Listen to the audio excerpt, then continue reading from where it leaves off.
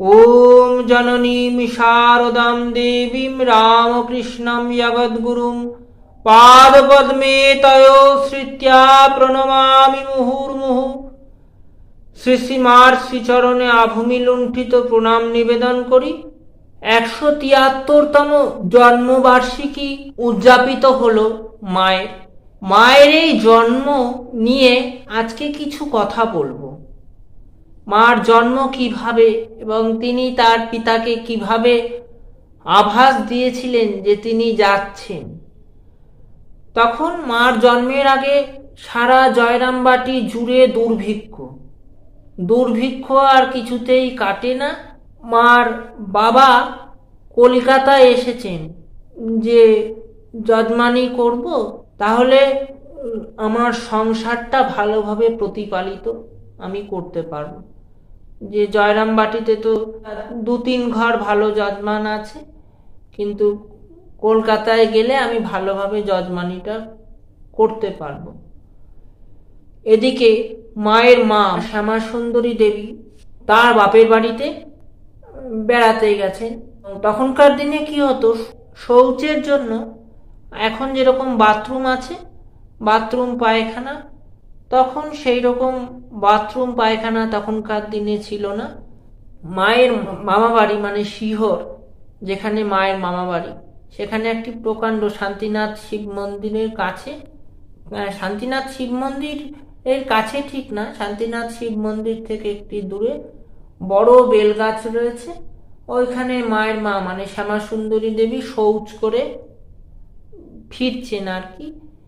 সেই সময় মানে শ্যামাসুন্দরী দেবী অনুভব করলেন যে তার উদরে এসে এক প্রকাণ্ড বায়ু ঢুকে পড়ল এবং একটি লাল টুকটুকে বেনারসি পরা মেয়ে এসে গলা জড়িয়ে ধরে তাকে বলছে, আমি এই এলুম তোমার ঘরে।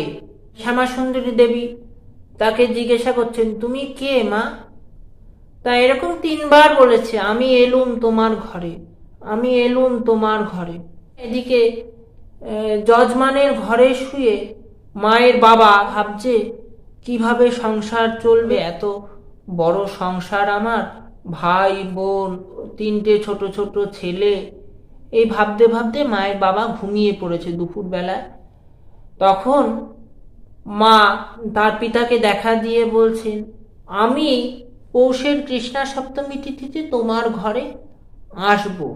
তখন তিনি দেখছেন যে সাক্ষাৎ লক্ষ্মী, হাতে পদ্মফুল, ডান হাতে পদ্মফুল এবং বরাভয়, বা হাতে গাছ কৌটো নিয়ে বাবার গলা জড়িয়ে ধরে বলছে, তোমার চিন্তা নেই বাবা, আমি আসছি বলে সে কিলকিল করে হাসছে।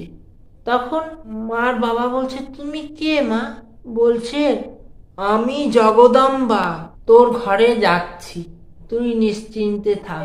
ওই যজমান বাড়ির থেকে ফিরে এসে মায়ের মা মানে শ্যামাসুন্দরী দেবীকে মানে মায়ের বাবা বলছেন যে আমি না এরকম স্বপ্ন দেখেছি যে একটা লাল বেনারসি পরা টুকটুকে মেয়ে হাতে পদ্ম নিয়ে আমাকে বলছে আমি যাচ্ছি তোমার ঘরে।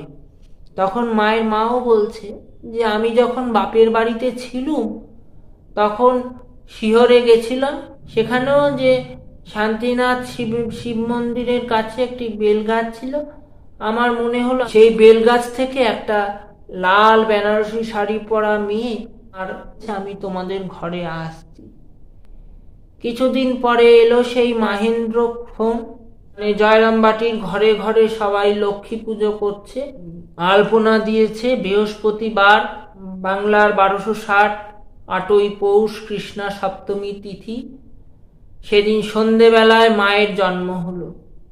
তাই তখন সবাই গান গাইছে, বৈকুণ্ঠ হতে লক্ষ্মী এলো পৃথিবীর এই মাটিতে, জয় রাম বাটিতে বৈকুণ্ঠ হতে লক্ষ্মী এলো পৃথিবীর এই মাটিতে, জয় রাম বাটিতে জয় রাম বাটিতে গ্রামখানি যে ধন্য হলো মায়ের চরণ ধুলিতে।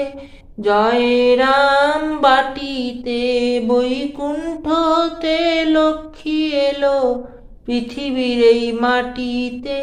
জয় রাম বাটিতে 1268 পৌষ মায়ের আবির্ভাব। মা এলো রে দূর করিতে ত্রিতাপ শোকতাপ।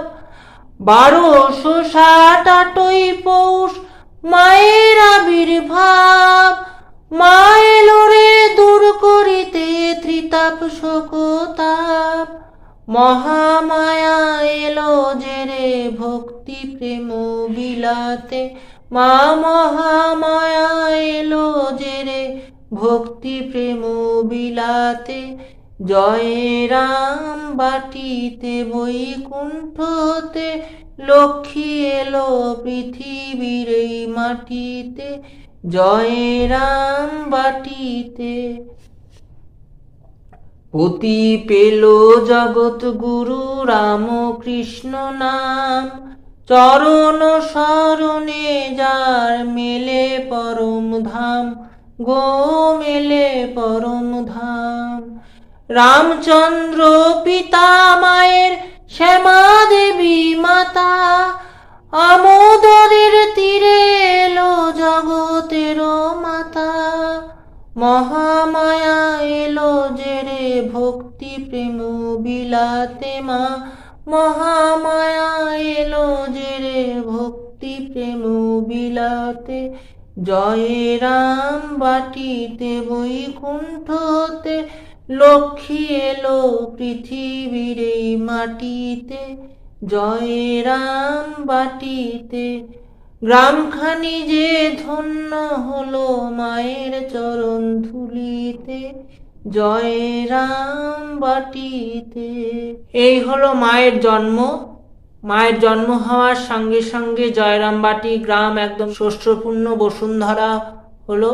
বৃহস্পতিবার মা লক্ষ্মী স্বরূপা শ্রী শ্রী মা শারদার জন্ম হলো। তারপর থেকেই ওই গ্রামের যত উন্নতি। মায়ের জন্ম একটি দৈবী ঘটনা এবং মাও সেই দৈব নির্দেশ আগে থেকে তার মা বাবাকে দিয়ে তারপরেই তিনি ধরাধামে অবতীর্ণ হয়েছেন স্বয়ং বৈকুণ্ঠের লক্ষ্মী। একদিন মা নিজে মুখেই বলছেন রুটি বেলতে বেলতে, আমার কোথায় বৈকুণ্ঠে নারায়ণের পাশে লক্ষ্মী হয়ে থাকতুম, তা ছেড়ে কি না এই রুটি বেলছি। শ্রীরামকৃষ্ণ অর্পণমস্তু। জয় মা শারদা।